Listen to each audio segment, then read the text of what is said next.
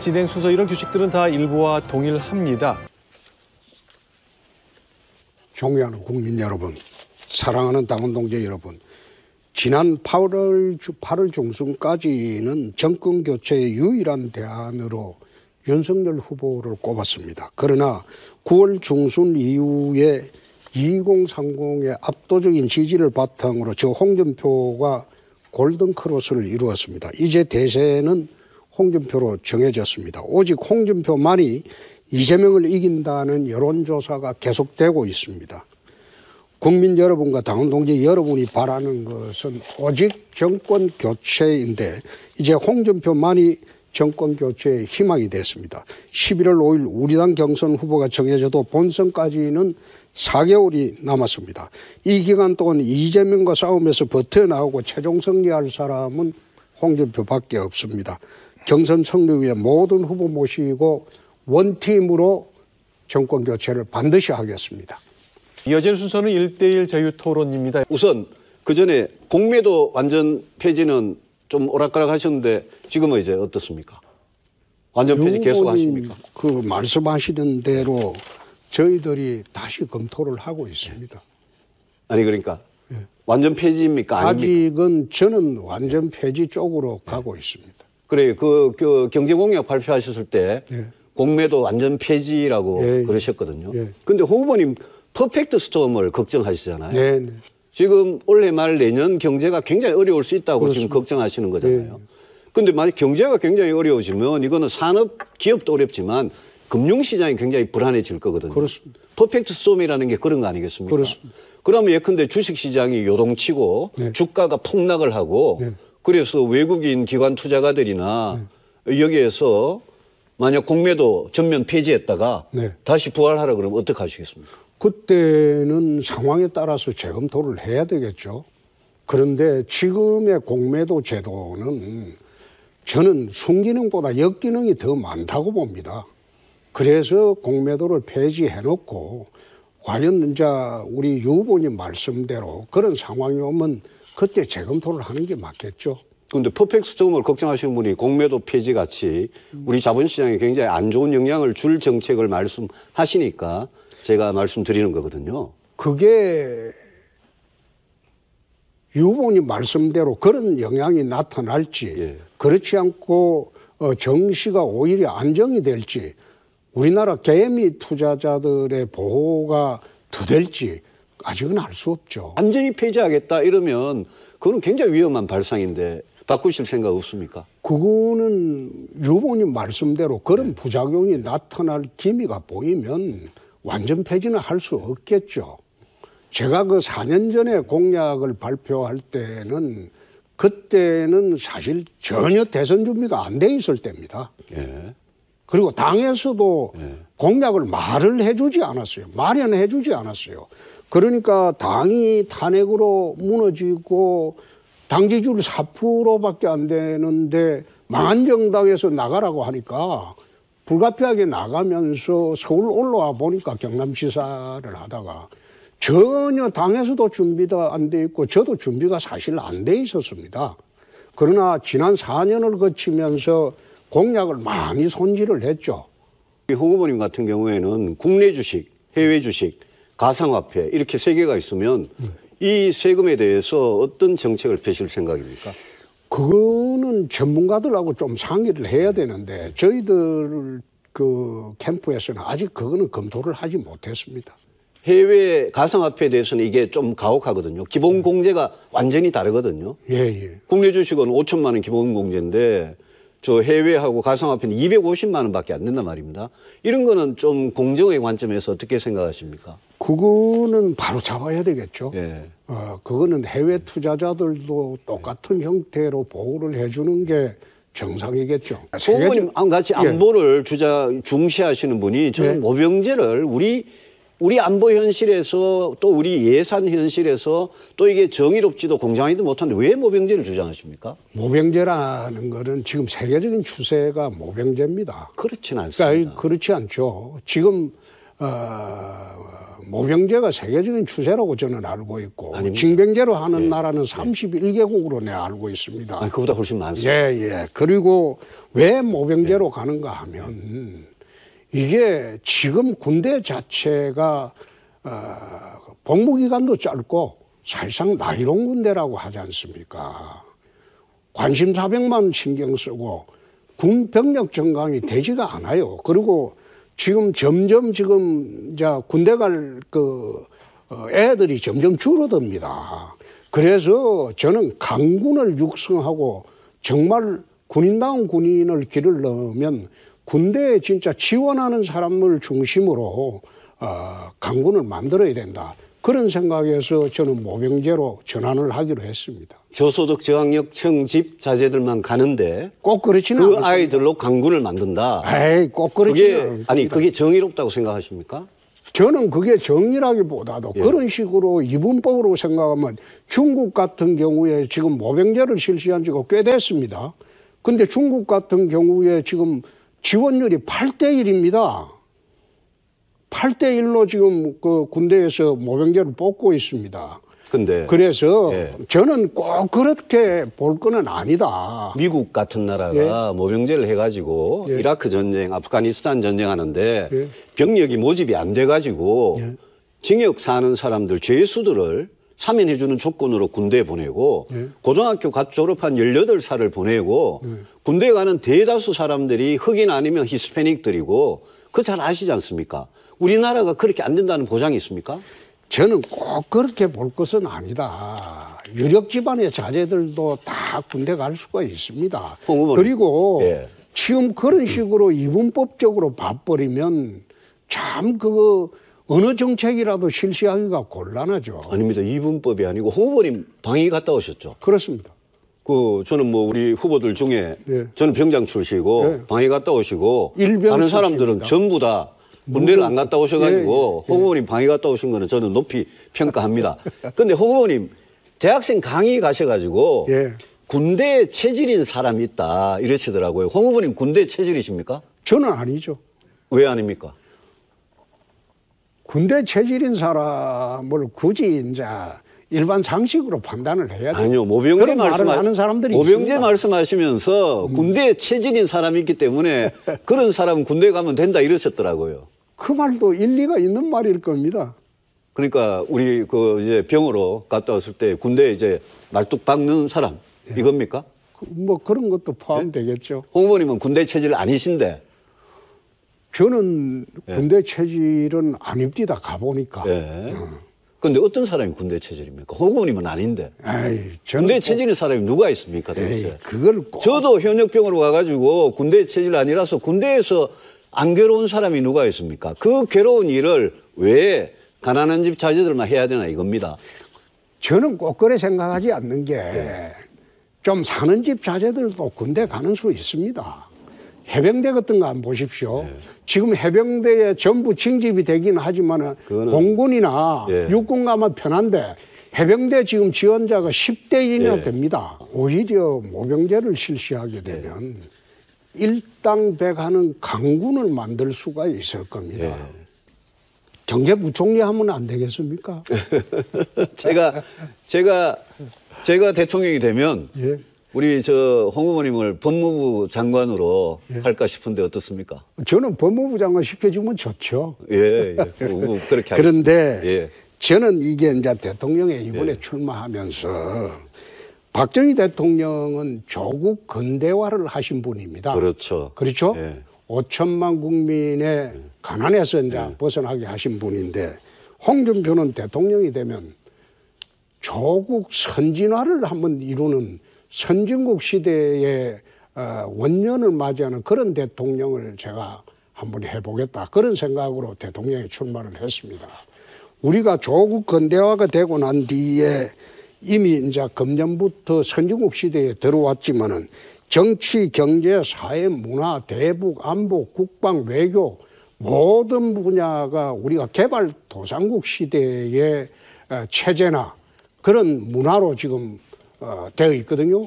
이 부분을 전부 선진국에 걸맞게 고치는 게 다음 대통령이 가장 해야 할 중요한 과제라고 저는 생각합니다. 동의합니다. 예. 네, 네. 예, 동의하고요. 예. 다만 홍 의원님 5년이라는 임기는 무지 짧거든요. 그렇습니다. 그러니까 대통령이 이것 찔끔 저것 찔끔 해가지고는 아무것도 바뀌어지는 게 없는 과거 대통령들이 다 그랬거든요. 네. 그러면 홍 후보님께서는 막연히 선진화 이러시지 말고 뭘 가장 중점적으로 하시겠습니까? 자, 정치 분야는 지금은 우리가 개헌을 할 수가 없습니다.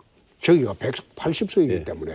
그래서 제가 그 대통령이 되고 난 뒤에 2년 뒤에 있을 총선에서 정치 분야하고 경제, 사회 모든 분야의 헌법 개정을 한번 시도를 해보려고 합니다. 정치 분야 같으면 상하원 양원제를 도입을 하고 대통령 중임제를 도입을 하고 그리고 국회의원 국민 소환제. 요즘 뭐 국회의원이 돈 묻고 감옥 가도 월급 받고 안 나가고 하잖아요. 그래서 이거는 강제로 쫓아내려면 국민 소환제밖에 없으니까. 그리고 국회의원의 불체포 특권 이것도 없어야 됩니다. 물론 면책 특권 같은 경우에는 있어야 되겠죠. 그리고 이런 모든 분야의 개헌을 하면서 지방행정 체제를 3단계에서 2단계로 바꾸고 말하자면 광역, 기초, 국가 이런 단계에서 전부 지방자치단체, 국가 이런 2단계로 바꾸고 이런 개헌을 우선 정치 분야에서 해보려고 합니다. 그런데 여성이 지금 부사관이나 장교는 가지 않습니까? 그렇습니다. 그것도 일종의 예. 모병제죠. 그렇죠. 그거는 자원에서 가는 거죠. 그런데 그러니까 여성이 그 모병제든 징병제든 여성이 부사관이나 장교는 가는데 병으로 가면 안 되는 이유가 있을까요? 글쎄요. 그거는 징집제도라는 거는 전 국민한테 이제 다 아니 징집이든 모병이든 여성이 그러니까. 병으로 가면 안 되는 이유가 있겠죠. 아니 가고 싶은 사람 병으로 갈 수도 있겠죠. 그러면 여성 모병제에 대해서는 찬성하십니까? 모병제는 지금도 하고 있잖아요. 아니요. 그 지금은 부사관 장교만 하는데 병에 대해서. 병에 대해서 그런 메리트가 있으면 지원을 할 수가 있겠죠. 말하자면 들어와서 일정 기간 지원병제죠. 그거는 일종의 징병제가 아니고 지원병으로 들어와서 일정 기간 복무하고 나면 국가에서 무슨 메리트를 줘야 되겠죠. 그거는 할 수 있다. 그렇습니다. 근데 홍 후보님 그 남자의 경우에도 모병제로 할 경우에는 대기업 초봉을 준다고 그러셨잖아요. 그렇습니다. 근데 지난 토론 때 모병제 할 경우에 10조밖에 안 된다고 그러셨거든요. 아니요. 그게 연 10조입니까? 아니요. 조사를 해보니까 1년에 아마 증가되는 게 1조 한 3천억 정도만 증가된다. 그런 이야기를 합니다. 아니 우리 55만 현역병들한테 대기업 초봉을 주고 아니 저 병들한테 대기업 초봉을 주면 하사관은 더 줘야 될 거 아닙니까? 지금 대기업 초봉이 지금 한 월 350에서 400쯤 되거든요. 근데 하사관이 240만 원 받거든요.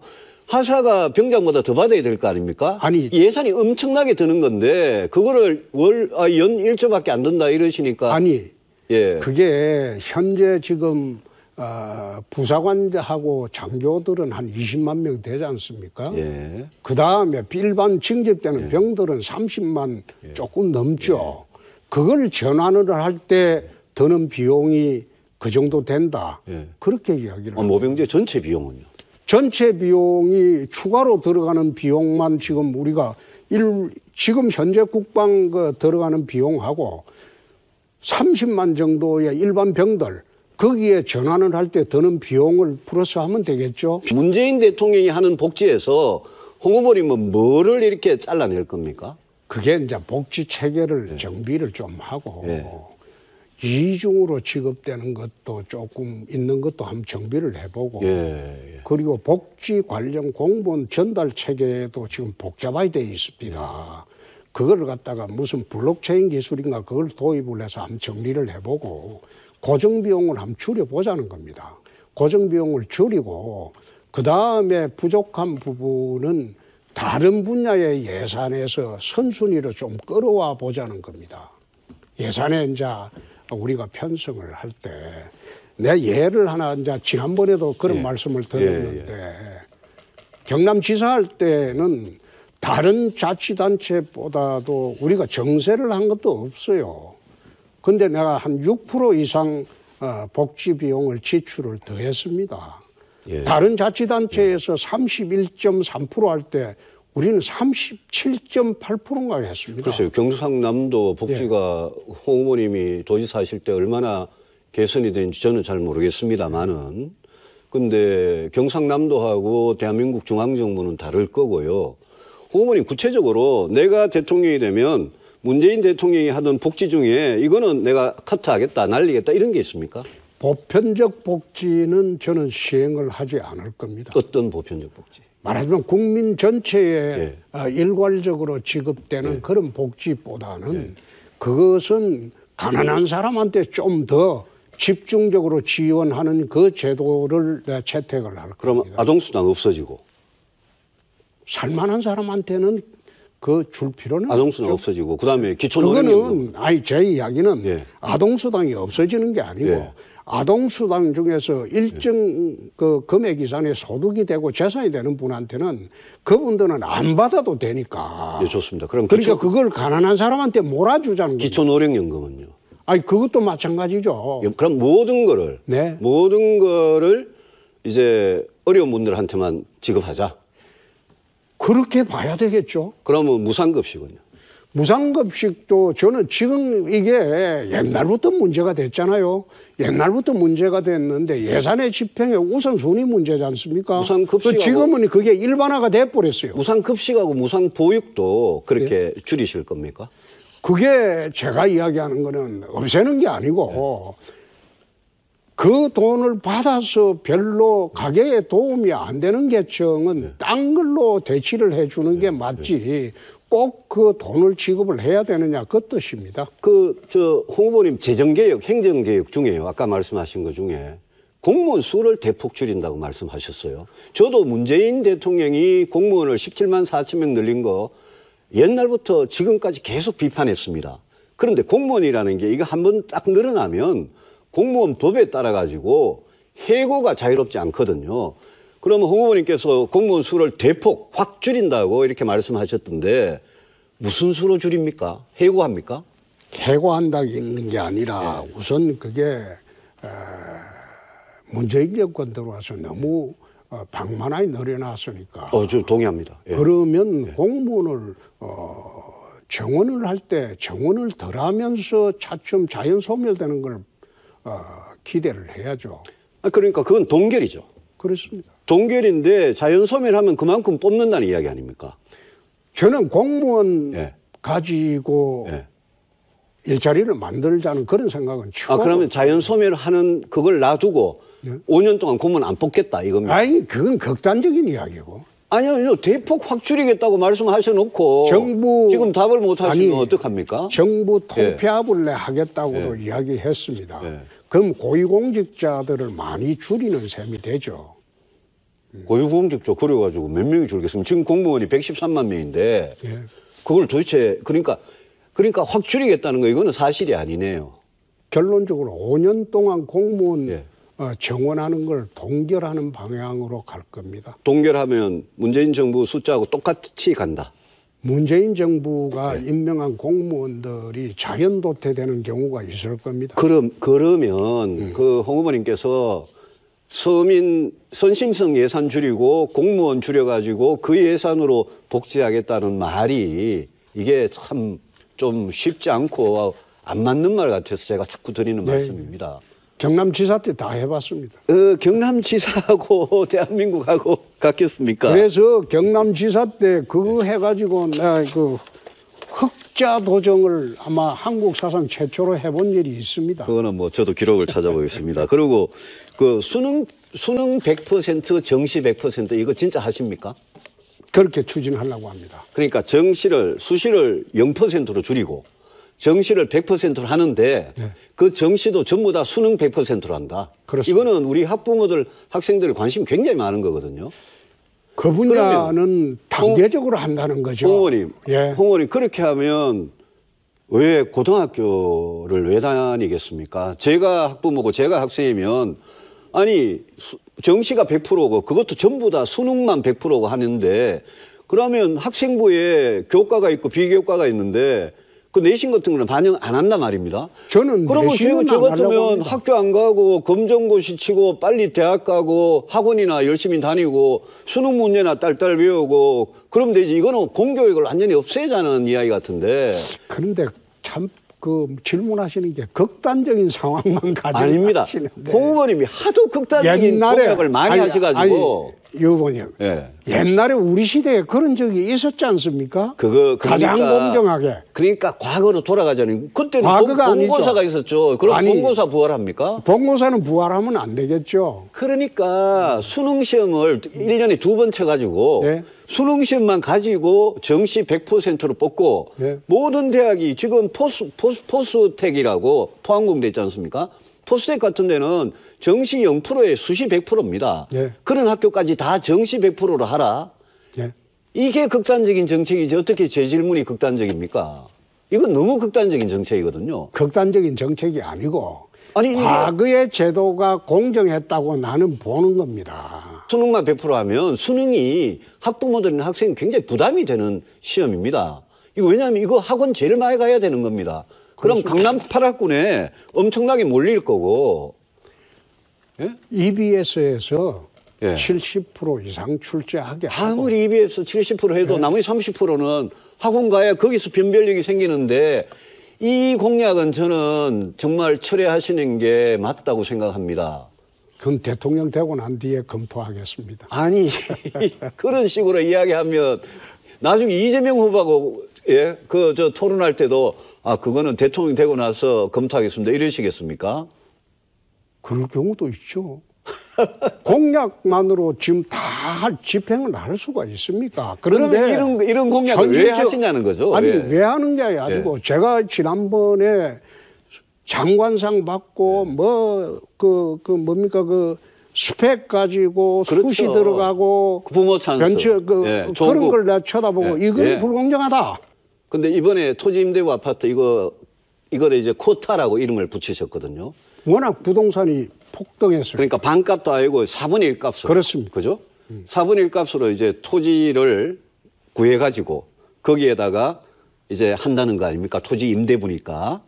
이거를 몇만 원이나 하실 수 있다고 생각하십니까? 서울의 강북에 재개발을 하게 되면 아마 5만 호 이상은 할 수 있는 것으로 되어 있습니다. 1년에. 1년이라고 이야기하기는 어렵죠. 그게 이제 강북을 재개발을 하게 되면 전부 재개발을 하게 되면 재개발 지역에 사는 분들이 토지하고 그 건물을 위탁을 합니다. 그렇죠. 그러니까 이제 해놓고 내한테는 33평 아파트를 주라 그런 식으로 다 하거든요. 그렇죠. 그냥 그러면 그 땅은 공공용지가 돼 버립니다. 근데 거기에서 그 지역에 있는 분들은 완전 분양 아파트를 지어주고 그리고 내가 이야기를 한 게 용적률을 지금 법상 허용된 게 1,500%입니다. 1,500%까지 재개발 지역 내에서는 쿼터 아파트를 지을 수가 있다는 겁니다. 홍 후보님이나 우리 윤석열 후보님의 코타 아파트 또 이 원가 아파트 또 우리 원효령 후보님의 반반 아파트 이재명 후보의 기본주택 이런 게 전부 다 이 원리가 비슷해요. 그래서 저는 이런 로또를 하는 건 아니다 이런 생각이거든요. 동의하지 않으십니까? 그거는 동의하기 어렵죠. 네. 토지 임대부 하시겠다. 그렇습니다. 뭐 5만 원 정도 해가지고 그게 무슨 영향이 있겠습니까? 집값 안정에는 큰 도움이 되죠. 5만 원 해가지고 그러면 그게 그 어떻게 집값 주변에 안정이 있는 되겠습니까? 주택들이 다 그 안정이 됩니다. 그거는 꼭 그런 건 아니죠. 아니요. 토지 임대부 5만 원을 한다고 우리 지금 부동산 가격이 안정된다. 서울 부동산 가격만 잡으면 예. 전국 부동산 가격이 다 안정이 됩니다. 저도 그건 동의합니다. 예. 그럼 토지 임대부 이거는 이제 임대료를 내는 거죠, 계속. 몇십만 원씩 임대료는 됐든. 고밀도로 올라갈수록 예. 자기 부담하는 예. 그 점용하는 그 그렇지만 토지 토지 면적이 임대부니까 임대료를 적기 내겠죠. 때문에 임대료가 극히 싸집니다. 아니 그러니까 임대료는 어차피 내는 거죠. 그렇습니다. 그러면 전세 살든지 월세 살든지 하지 이걸 굳이 토지 임대부에 환매 조건부까지 있는데 이거 할 이유가 있겠습니까? 꼭 그렇지는 않죠. 그래서- 자기 집이죠. 그래서 시세 차익이 로또가 된다는 겁니다. 제 말씀은. 그러니까 이거는 로또 아니면 장기 전세거든요. 이거는 전세는 아니죠. 자기 집이죠. 자기 집인데 네. 환매 조건부 되면 그게 장기 전세하고 비슷하다는 거예요. 시세 차익을 실현을 안 해주니까. 그러면 로또를 안 만들어주는 아파트가 되지 않습니까? 아니 그렇죠. 그럼 이번에 제가 한번 예. 보겠습니다. 북핵 문제를 국민들이 굉장히 고민을 하고 있습니다. 이게 어떻게 해결했으면 좋겠습니까? 저는 대통령이 되면 바이든 대통령하고 만나가지고 바로 북핵 문제부터 해결을 해보려고 합니다. 네, 어떻게 하시는 게 좋겠어요? 저도 마찬가지입니다. 저도 뭐 첫 정상회담은 당연히 미국하고 한미 정상회담을 하되 그 회담에 저는 제가 주장하는 핵 공유 이거를 만약 관철을 시키려면 어지간해서는 설득이 안 될 겁니다. 이걸 관철을 시키려면 파이브 아이즈나 쿼드나 이런 데 우리가 가입하겠다. 네. 앞으로 중국에 대해서는 산불 정책 확실히 폐기하겠다. 네. 이런 모든 걸 천명하면서 한미 관계의 어떤 신뢰 이거를 회복해야 미국이 조금 움직일 것 같습니다. 네. 저는 그렇게 하겠습니다. 저도 똑같은 생각입니다. 지금 예. 지난번에 한번 제가 물어봤는데 대학 등록금 후불제는 어떻게 생각하십니까? 좋습니다.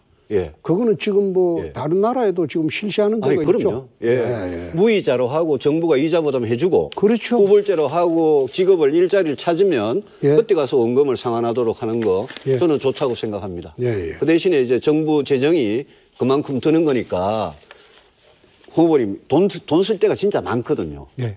그러니까 세금 다 낮추고 나는 이 돈 다 쓴다. 그거는 좀 무리한. 저는 집권을 하면 국민의 가처분 소득을 정대시켜주는 방향으로 또는 기업이나 이런 가처분 소득을 정대시켜주는 방향으로 감세 정책을 해보려고 합니다.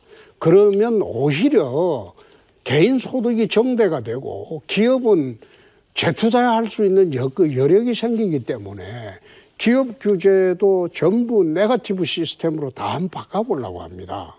그래서 기업이 자유롭게 기업 활동을 해서 돈을 더 많이 벌면 그만큼 세금이 마냥 거치겠습니까? 뭐 그렇게 레이건 시절에도 제가 기억에는 그렇게 한 걸로 알고 있습니다. 그런 거니까 예. 그게 이제 먹혀드는 조건에서는 그래 할 수 있는데요. 제가 시간이 별로 없고 시간이 많이 남으셔가지고 하나 간단하게 질문해 보겠습니다. 민노총 해체하실 겁니까? 해체는 할 건 아니죠. 저는 제가 대통령이 되면 지금 노동조합률이 12%밖에 안 될 겁니다. 그런데 그 노동조합률을 한 30%까지 올리는 그런 조합 장려 정책을 취할 겁니다. 그러나 노동조합이 이제는 선진국 시대에 와가지고 때법만 일삼는 노동조합은 그거는 유 후보님 말씀대로 강력히 규제를 해야죠. 대통령이 되시면 긴급 재정경제명령권 이걸로 민노총을 어떻게 때려 부수겠다라는 이게 뭘 하겠다는 거예요? 그게 마지막 수단입니다. 네. 마지막 수단인데 거기에 대해서는 제가 대통령이 되고 난 뒤에 한번 말씀을 드릴게요. 저는 대통령이 되면 긴급 경제명령권까지 동원해가지고 예. 민노총하고 정교조 잡으려고 그런 건 아닌 것 같습니다. 지금 그런데 현행법으로도 예. 법만 지키면 문재인 정부가 법을 안 지켜서 그렇지 법만 지키면 가능하거든요. 지금 그 말씀하시는 거 저는 전적으로 동의를 합니다. 그런데 그렇게 해서라도 안 될 때는 극단의 방법밖에 없지 않습니까? 그래, 그 극단의 방법으로 뭘 하시겠다? 아니 긴급 재정명령으로 2016년도 올랑드 대통령이 노동법 개혁을 한 일이 있습니다. 아, 기금 재정명령으로 법 개정을 하겠다? 예. 그 법 개정을 한 일이 있습니다. 예. 그래서 국회에서 민주당이 가만 안 있을 것 같은데 하여튼 한번 해보겠다. 예. 그거는 더 이상은 제가 말씀드리기가 좀 그렇습니다. 2016년도에 불란서 올랑드 대통령은 우리나라하고 법제가 비슷합니다. 헌법이. 긴급 재정명령으로 노동법 개정을 했어요. 그런데 그게 의회에서 사실상 프랑스 국민들의 전폭적인 지지를 바탕으로 이게 통과가 되어버렸어요. 국민 지지를 받으면 통과될 수도 있겠죠. 예. 그 대북 정책 관련해서 아까 말씀하셨는데 원칙이 그 상호 불간섭주의. 네. 그다음에 체제 경쟁. 예. 그래서 제 의문이 불간섭주의면 북한의 인권 문제, 예. 핵 문제에 대해서도 불간섭입니까? 그리고 체제 경쟁이 예. 벌써 50년 전에 우리 1인당 소득이 북한을 능가했고 30년 전에 냉전이 끝났는데 예. 체제 경쟁은 이미 다 끝난 거 아닙니까? 저는 여기까지 하겠습니다. 예. 인권 문제는 그렇습니다. 이게 세계의 보편적인 문제이기 때문에 인권 문제는 우리가 북한의 내정 간섭이라고 할 수는 없죠. 그거는 세계 인류의 보편적인 문제이기 때문에 인권 문제는 우리가 그냥 두게 할 수 없죠. 그러나 북핵 문제는 해법을 아마 유 후보님하고 저하고 똑같을 겁니다. 핵 공유, 안 그러면 그 전술핵 재배치 이거로 균형을 맞추면 북이 핵으로 우리나라를 위협한 일이 없겠죠. 그러면 체제 경쟁은 끝났다고 하는데 체제 경쟁이 끝나면 북은 괴멸이 돼야 됩니다. 동서독처럼. 동서독이 체제 경쟁으로 나왔거든요. 그런데 동독이 괴멸이 되고 통일이 됐잖아요. 어느 날 갑자기 브란덴부르크문이 무너지면서 통일이 돼버렸어요. 마찬가지로 91년도 남북 기본 합의서를 보면 이 세 가지 원칙이 딱 천명이 되어 있습니다. 91년도 남북 기본 합의서에 상호 불간섭, 그다음에 불가침, 그다음에 건전한 체제 경쟁. 근데 91년에 남북 기본 합의서를 지금 2021년으로 끌고 온 것도 이상하고 불간섭이라 그러면 보통 지금 북한이든 과거의 중국이든 과거 소련이든 자기 나라의 인권, 민주주의 이런 문제를 개입하는 걸 제일 싫어하는 내정 간섭이라 그러거든요. 근데 불간섭이라는 게 무슨 이야기입니까? 그게 다른 거는 불간섭하겠다는 거고 단지 인권 문제는 그건 인류 보편의 문제지 않습니까? 그거는 우리가 간섭을 하는 게 맞겠죠. 그리고 91년도 그게 나는 가장 올바른 방향이라고 봅니다. 그게 과거하고 문제가 아니라 제일 올바른 방향으로 봅니다. 예. 네, 말씀 잘 들었습니다. 이번에는 홍준표 후보입니다. 예. 존경하는 국민 여러분, 사랑하는 당원 동지 여러분, 오늘로서 다른 세 분과 1대1 토론을 다 마쳤습니다. 잘 보셨습니까? 나머지 세 후보님을 잘 모시고 원팀으로 반드시 정권 교체를 하도록 하겠습니다. 다른 세 분 후보님들은 앞으로 또 기회가 있겠지만 저는 이번이 나라를 위해서 헌신하는 마지막 기회입니다. 부디 저희 간절한 염원을 들어주시기 강구합니다.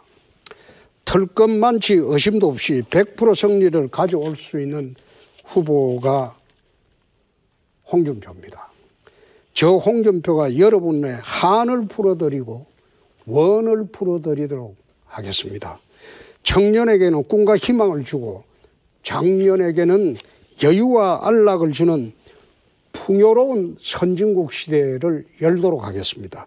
감사합니다.